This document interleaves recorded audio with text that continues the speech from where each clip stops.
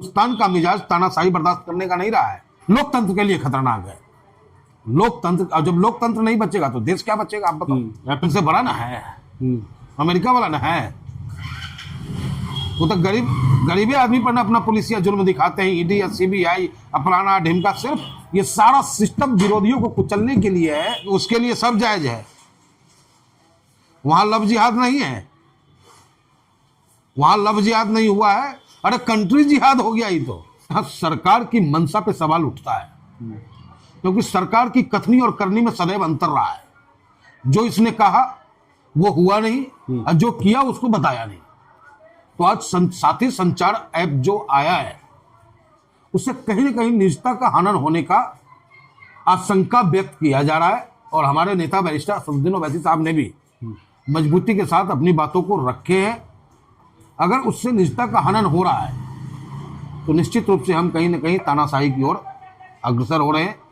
जो कोई भी व्यक्ति सरकार के खिलाफ कोई भी रणनीति अगर बनाएगा, तुरंत उस पर, जैसे राहुल पे मुकदमा फिर दर्ज हो गया, ईडी ने एप्लीकेशन दिया, दिल्ली पुलिस ने मुकदमा दर्ज किया, क्योंकि सुब्रमण्यम स्वामी को मुकदमा वापस लेने वाले थे। तो ये हर विरोधी के लिए खतरे की घंटी है। लेकिन सुरक्षा के लिए लाया जा रहा है, आप नागरिक को सुरक्षा के लिए, साइबर क्राइम से बचाने के लिए। सुरक्षा तो हमने यहाँ तक देखा है कि गुजरात के एक व्यक्ति का पर्स मार लिया जाता है, 2 घंटे में पर्स रिकवरी होता है इसी दिल्ली के अंदर में। आज 2014 के समय में जब गृह मंत्री बने थे अमित शाह जी, तो गुजरात का एक नागरिक था जिसका लुटियन के आसपास पर्स मारा जाता है और 1 घंटे में पर्स रिकवर। तो सिस्टम के दायरे में पॉकेट मारी होती है भाई, सिस्टम के दायरे में मोबाइल चोरी होती है। मैं आपको 50 ठिकाने दिखा सकता हूं कि वहां बकायदा चोरी का मोबाइल खरीदा जाता है और पुलिस के संरक्षण में होता है ये सारा कार्य। पुलिस को बताने के बावजूद पुलिस उस मोबाइल को रिकवरी नहीं कर पाता है। नहीं तो वो आप लोग विपक्ष तुलना कर रहा है कि दक्षिण कोरिया बनाना चाह रहे हैं देश को। यही मैंने क्या कहा, दक्षिण कोरिया क्या है? हिटलरशाही मैं कहना चाहता हूं। दक्षिण कोरिया का अपना मिजाज होगा, लेकिन हिंदुस्तान का मिजाज तानाशाही बर्दाश्त करने का नहीं रहा है। अरे न मुगल का ताउशाह, न बाबर का ताउशाह, न अंग्रेज का ताउशाह, क्योंकि यहाँ की खून में जो है ना एक अलग ही उबाल है। तो ये सरकार चाहेगी कि मैं यहाँ के नौजवानों को, यहाँ के लोगों को किम जोंग की तरह अपने रंग में रंग लूं, तो ये संभव नहीं है। ये देश हित में भी ठीक नहीं है, लोकतंत्र के लिए भी। जासूसी ऐप है ये भैया, अब तक तो हम लगाया नहीं है उसमें।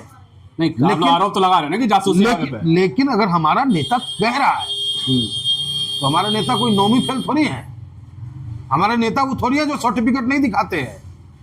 हमारे नेता बैरिस्टर है, लंदन से पढ़ के आए हैं, तो उनकी बातों में सत्यता है। 24 घंटे में बैकफुट पे तो आ गए। ज्योतिराज सिंधिया कह रहे हैं कि आप डिलीट भी कर सकते हैं, इंस्टॉल भी कर सकते हैं, और नोटिस में नहीं है। और नोटिफिकेशन में यह है कि भाई इस ऐप को आप लोड करोगे ही करोगे। हर कंपनी को वो लेटर दे दिया गया है कि आपको इसे लोड करना ही करना है। जिस तरीके से कुछ ऐसे ऐप्स होते हैं हमारे मोबाइल में जिसे हम चाह के भी डिलीट नहीं कर सकते, तो ये आशंका है हम सबकी कि हम चाह के भी उसे डिलीट नहीं कर पाएंगे। देश के लिए खतरनाक हो सकता है क्या? लोकतंत्र के लिए खतरनाक है। लोकतंत्र, और जब लोकतंत्र नहीं बचेगा तो देश क्या बचेगा? आप बताओ। एप्पल फोन ने तो मना कर दिया कि हम ऐसा अनइंस्टॉल नहीं कराएंगे अपने फोन में। तो एप्पल इनसे बड़ा ना है, अमेरिका वाला ना है। वो तो गरीबे आदमी पर ना अपना पुलिसिया जुल्म दिखाते हैं। ईडी, सीबीआई, अपराना ढिमका, सिर्फ ये सारा सिस्टम विरोधियों को कुचलने के लिए है। जो भी सरकार के खिलाफ सरकार की आंखों में आंखें डालकर सच्चाई कहेगा, उस पे इनका सारा सिस्टम काम करता है। इतना पे नहीं करेगा। इतना विरोध कर रहे थे एसआईआर पे, बीएलओ की मौत पे विपक्ष विरोध कर रहा है, तो प्रधानमंत्री कह रहे हैं कि ड्रामेबाजी नहीं चलेगी लोकतंत्र में। अब आप बताओ, मौत को भी ये ड्रामेबाजी बता रहे? कितने बेदर्द है ये? आप लोग जो हंगामा कह रहे हो नहीं, कितने बेदर्द है ये? नहीं, अरे मौत हुई है भाई, हम ये नहीं कह रहे कि एसआईआर गलत है, लेकिन एसआईआर कराने का जो तरीका आपका है, जो आप प्रेशर डाल रखे हो बीएलओ पे, 37-38 बीएलओ की अब तक हत्या हो चुकी, मौत हो चुका। उस मौत का जिम्मेदार कौन? माननीय नरेंद्र मोदी जी या चुनाव आयोग? क्या चुनाव आयोग डिक्टेटरशिप की ओर चला गया है? क्या चुनाव आयोग प्रधानमंत्री की बात को नहीं सुनता है? क्या प्रधानमंत्री के अंदर मानवता नहीं रह गया है? क्या प्रधानमंत्री जी को यह एहसास नहीं होता है कि वो बीएलओ जो जिसकी मौत हुई उसके भी बेटी होंगे, उसके भी बेटा होंगे, उसके भी परिवार होंगे, उसकी भी माँ होंगे, उस घर में मातम हो रहा होगा।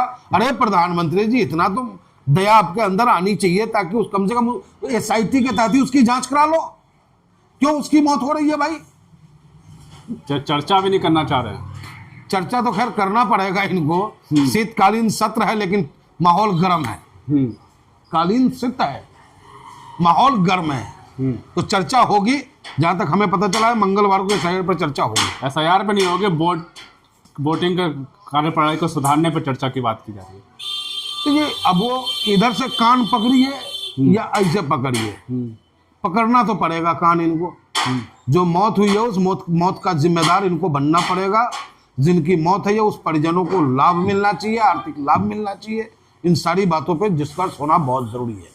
लेकिन दिक्कत क्या है, जो भारतीय जनता पार्टी के नेता कह रहे हैं कि वोटरों का शुद्धिकरण हो रहा है। तो देखिए, शुद्धिकरण से हमें कोई आपत्ति नहीं है, लेकिन आपत्ति हमें वहां भी है कि जो मतदाता 2022 में वोट डाला, 50% मतदाताओं का वो एसआईआर फॉर्म नहीं दे रहा बीएलओ।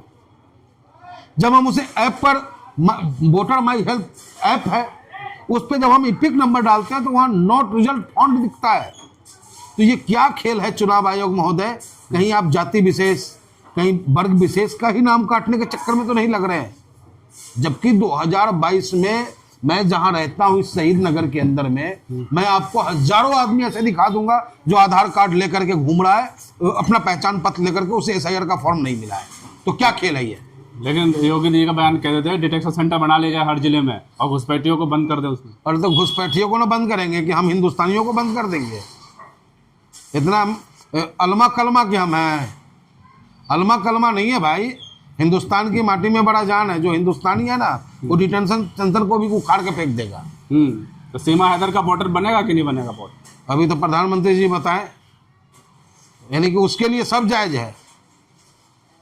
वहां लव जिहाद नहीं है, वहां लव जिहाद नहीं हुआ है। अरे कंट्री जिहाद हो गया ही तो इस पर कोई आपत्ति नहीं हो रही है।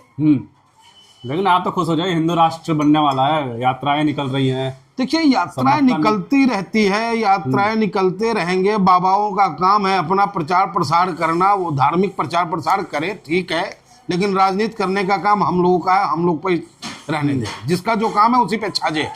नहीं, हिंदू राष्ट्र की बात कर रहे हैं। देखिए, बात कर रहे हैं ना, बात करने से क्या होता है? देश तो हमारा संविधान से चलेगा। बाबा साहब अम्बेडकर जी ने जो संविधान दिया है, उसी संविधान के तहत धर्मनिरपेक्ष हमारा देश है, धर्मनिरपेक्षता की ओर चलेगा। इतना विरोध क्यों एसआईआर का? पश्चिम बंगाल में देखिए ममता बनर्जी कितना विरोध कर रही है। देखिए, विरोध का वजह है कि आप आनन फानन में, अब हमने क्या कहा कि एक बूथ में 1200 वोटर है, 1200 में आप 500 का एसआईआर फॉर्म दे रहे हो, 700 का एसआईआर फॉर्म दे रहे हो, 500 वोटर को तो स्वतः ही आप गायब कर रहे हो। फिर आप कहते हो कि बाद में उसका भरा जाएगा। क्या प्रक्रिया होती है, नहीं होती है, वो तो बात की बात है। लेकिन वर्तमान में तो हमें ये लग रहा है कि भाई अब हर बूथ से 500 वोट काट रहे हो, तो कहीं ना कहीं आप सरकार को जिताने की मंशा से एसआईआर करा रहे हो। चुनाव आयोग दबाव में है क्या? अब लीजिए, कौन दबाव में नहीं है इस सरकार में, बताइए तो। वो हर राजनीतिक दल को दबाव में ले रखा है, तो चुनाव आयोग की क्या बिसात है? चुनाव आयोग की क्या बिसात है कि पीएमओ के आगे वो सीना ठोक करके खड़ा हो सके कि हमसे गलत नहीं होगा। हमने देखा है, टीएन सेशन साहब को देखा है और उनको सुना है कि चुनाव आयोग की स्वायत्तता क्या होती है, स्वच्छंदता क्या होती है।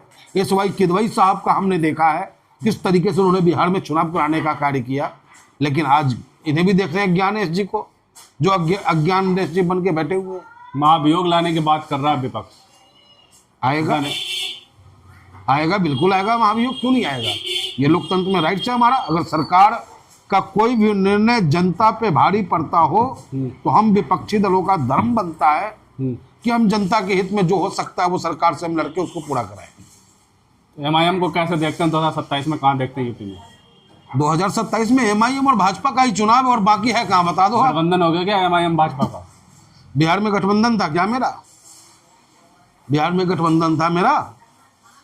उत्तर प्रदेश में भी कोई नहीं है। टक्कर में क्यों पड़े हो? चक्कर में चुनाव एमआईएम और भाजपा के बीच है और किसी के बीच नहीं है। कोई टक्कर में नहीं है, कोई टक्कर में नहीं। सबका नींद अभी से ही हराम हो चुका है।